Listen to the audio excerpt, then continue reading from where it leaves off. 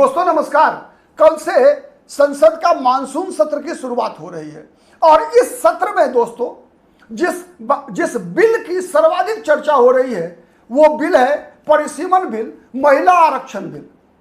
संविधान का 131वां संशोधन का बिल जो 2/3 बहुमत के अभाव में पिछले बजट सत्र में गिर गया था दोस्तों, इस सत्र में सरकार के लिए इस बिल को पारित कराना एक सबसे बड़ी चुनौती बनी हुई है और इसी चुनौती के मद्देनजर सरकार को एक बड़ी सफलता तब मिलती हुई दिखी दोस्तों जब इस बिल का सबसे मजबूत तरीके से पिछले सत्र के दौरान और तमिलनाडु विधानसभा चुनाव के दौरान सड़क से लेकर विधानसभा से लेकर लोकसभा राज्यसभा हर प्लेटफॉर्म पर सर्वाधिक मजबूती से विरोध करने वाली द्रविड़ मुनेत्र कड़गम ने जब संकेत दिया है दोस्तों कि वो द्रविड़ मुनेत्र कड़गम इस बिल का समर्थन कर सकती है यदि सरकार उनकी कुछ शंकाओं का समाधान कर देती है। तो दोस्तों याद कीजिए, पिछले सत्र में भी जब यह बिल संसद में पेश किया गया था तो सरकार ने द्रविड़ मुनेत्र कड़गम को एमके स्टालिन को समझाने का भरपूर प्रयास किया था, लेकिन सरकार असफल रही थी। इसके बजाय द्रविड़ मुनेत्र कड़गम ने इस बिल को संसद में पेश करने के सवाल को तमिलनाडु के जनता के साथ अन्याय, तमिलनाडु के राजनीतिक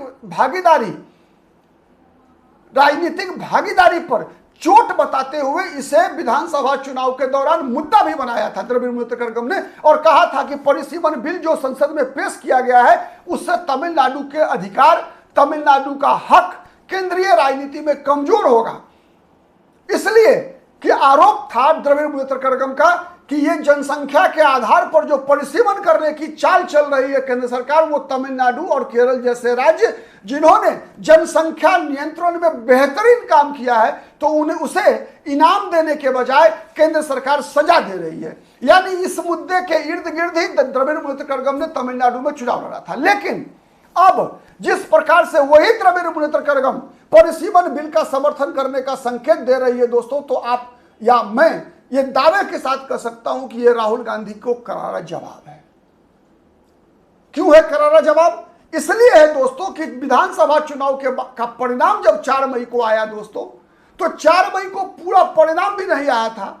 जब यह संकेत मिला कि द्रविड़ मुनेत्र कड़गम के नेतृत्व वाला गठबंधन जिसमें कांग्रेस भी शामिल थी बुरी तरीके से हार रही है चुनाव, सत्ता से बाहर हो रही है एमके स्टालिन की सरकार और थलापति विजय के नेतृत्व में टीवी के सिंगल लार्जेस्ट पार्टी बनकर तमिलनाडु में उभर रही है, तो कांग्रेस पार्टी ने रातों रात पाला बदल लिया। द्रविड़ मुनेत्र कड़गम को छोड़कर टीवीके के साथ चली गई कांग्रेस पार्टी। तब द्रविड़ मुनेत्र कड़गम ने कांग्रेस पार्टी पर यह आरोप लगाया था कि कांग्रेस पार्टी सत्ता के लोभ में डीएमके के पीठ में छुरा भोग कर गई है। तो क्या द्रविड़ मुनेत्र कड़गम का सरकार के समर्थन में आना राहुल गांधी को करारा जवाब नहीं है? मेरा तो मानना है दोस्तों कि यह करारा जवाब है।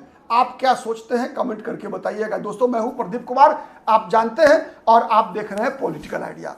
दोस्तों कल से जो संसद का सत्र की शुरुआत हो रही है, मानसून सत्र की शुरुआत हो रही है, इसमें सरकार के लिए एक बड़ी चुनौती है परिसीमन का बिल पास करवाना। परिसीमन बिल नरेंद्र मोदी की सरकार के लिए मास्टर स्ट्रोक है। भारतीय जनता पार्टी के इतिहास में पहली बार भारतीय जनता पार्टी चाहती है कि देश में परिसीमन तब हो जब बीजेपी सत्ता में हो। क्योंकि इससे पहले जब परिसीमन हुआ था दोस्तों तो 1971 की जनगणना के आधार पर हुआ था।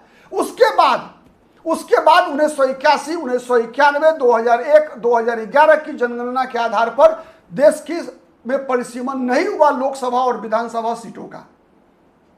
माना यह गया कि अगर हम आबादी के आधार पर अगर परिसीमन करेंगे तो कई राज्य उससे नाराज होंगे और आम सहमति नहीं बन पाने के कारण न कांग्रेस की सरकार ने परिसीमन कराया, न इंदिरा गांधी की सरकार ने परिसीमन कराया, न राजीव गांधी की सरकार ने परिसीमन कराया, न वाजपेयी की, अटल बिहारी वाजपेयी की सरकार ने परिसीमन कराया, और यह टलता रहा। अंततोगत्वा इसका बीड़ा उठाया नरेंद्र मोदी की सरकार ने। नरेंद्र मोदी की सरकार चाहती है कि परिसीमन बिल पास कराकर 2027 में जो जनगणना का रिपोर्ट आना है उसके बाद भारत में डिलिमिटेशन आयोग का गठन करके लोकसभा सीटों की संख्या बढ़ाई जाए, 800 से 850 सीटें की जाए। वर्तमान जो सदस्य संख्या है उसमें 50% हर राज्य में बढ़ाया जाए और उस आधार पर यह बिल पारित किया जाए। लेकिन विपक्ष, विशेषकर कांग्रेस पार्टी ये नहीं चाहती, समाजवादी पार्टी नहीं चाहती, ममता बनर्जी की पार्टी नहीं चाहती कि भारतीय जनता पार्टी के शासनकाल के दौरान लोकसभा सीट और विधानसभा सीटों का परिसीमन हो। अब द्रविड़ मुनेत्र कड़गम का बीजेपी के समर्थन में आना, इससे पहले शरद पवार की पार्टी परिसीमन बिल का विरोध नहीं करने का फैसला लगभग कर चुकी है। शिवसेना के संजय राउत, शिवसेना यूबीटी के संजय राउत ने भी संकेत दे दिया कि अब वो भी नहीं चाहते कि परिसीमन बिल का अब विरोध हो, केवल सरकार उनकी शर्त मान ले। और शर्त भी क्या है दोस्तों? वो शर्त ऐसा है जिस शर्त को पहले ही बीजेपी की सरकार पूरा कर चुकी है। शर्त क्या है कि आबादी के अनुसार नहीं बल्कि वर्तमान सदस्य संख्या में 50% की बढ़ोतरी हो जाए। यानी महाराष्ट्र में 48 एमपी है लोकसभा की 48 सीटें हैं तो वहां 24 बढ़ जाएगा, 72 हो जाएगा। उत्तर प्रदेश में 80 है तो 120 हो जाएगा। तमिलनाडु में 39 है तो वो 60 हो जाएगा। बिहार में 40 है तो वो 60 हो जाएगा।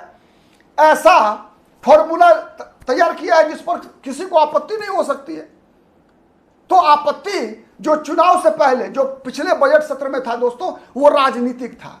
राजनीतिक इसलिए था कि कांग्रेस और विपक्ष नहीं चाहती थी कि बीजेपी की सरकार के दौरान परिसीमन हो। चूंकि 2023 में जो परिसीमन हुआ असम में दोस्तों, असम में परिसीमन का परिणाम बीजेपी के हक में गया, बीजेपी के हक में गया। पहले माना जाता था असम में कि लगभग 32 से लेकर 35 तक विधानसभा सीटें ऐसी हैं जहां मुसलमान वोट निर्णायक होते हैं। लेकिन 2023 का जो परिसीमन हुआ दोस्तों असम में, उस परिसीमन के आधार पर अब मुसलमान निर्णायक विधानसभा सीटों की संख्या घटकर 22 से 23 के बीच बच गई। मात्र 22-23 विधानसभा सीटें ऐसी बची जिसमें मुस्लिम वोट निर्णायक रहा। तो ये सत्ता में रहने का फायदा जो बीजेपी को है आज, वो फायदा नहीं चाहती कांग्रेस पार्टी, नहीं चाहती समाजवादी पार्टी कि वो बीजेपी को मिले।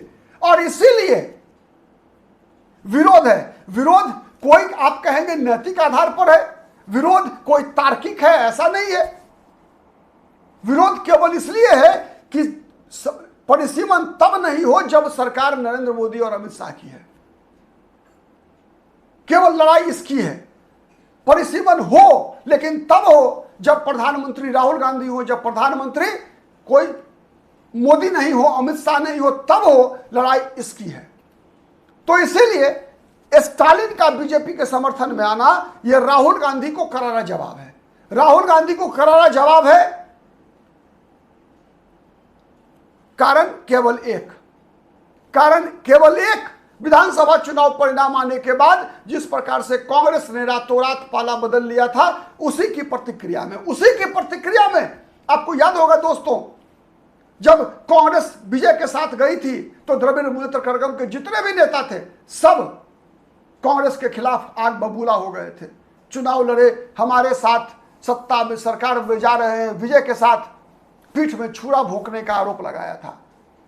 दोस्तों याद कीजिए, उसके बाद ही एमके स्टालिन ने, डीएमके ने लोकसभा स्पीकर को पत्र लिखकर कहा था कि लोकसभा और राज्यसभा में डीएमके के सांसदों की बैठने की जगह कांग्रेस से अलग तय किया जाए।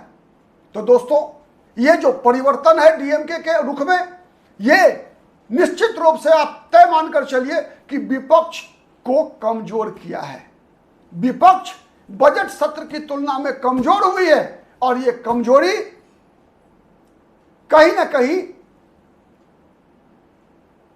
सरकार की का जो प्रयास है, चाहे वो महिला आरक्षण बिल पारित कराना हो, चाहे परिसीमन बिल पारित कराना हो, चाहे वंदे मातरम से संबंधित बिल भी दोस्तों लोकसभा में इंट्रोड्यूस होना है, संसद में पेश होना है, इस पर सरकार की ताकत को निश्चित रूप से बढ़ाएगा, धीरे धीरे ही सही, लेकिन सरकार 2/3 बहुमत संसद में उसे संविधान संशोधन विधेयकों पर कैसे उसे हासिल हो, इसका लगातार प्रयास कर रही है।